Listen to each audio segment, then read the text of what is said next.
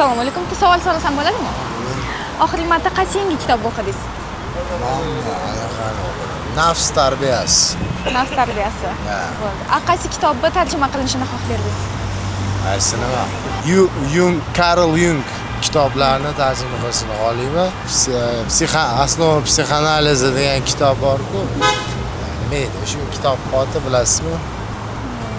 Nima edi? O'sha. Ha, bo'ldi, tushunarli. Tushuntira oldim. Yangi kitob qaysi birini o'qiyotdingiz? Yangi emas, Hans Christian Andersenning Diviyadasini o'qiyotgandim mutolaadan. Oxirgi marta qaysi yangi kitob o'qidingiz? Kitobni? Da. Muruvvatli apelsin degan kitob o'qidim. Yana nima kerak? Qaysi kitobni tarjima qilinishini xohlardingiz? Tarjima qilishni xohlayman. Bitta kitob bor edi, shu Shekspirda ko'rgandim. Unda misol uchun ballar yig'iladi. Misol uchun erkak qanday ball yig'ish kerak degan. Misol uchun nimadir ish qilsa ball qo'yiladi, nimadir yomon ish qilsa minus ball beriladi. O'sha bor edi shu yoqda o'qib ko'rganim, juda ham yaxshi kitob edi. U qo'llanma desa ham bo'ladi. O'sha kitob tarjima qilishni xohladim.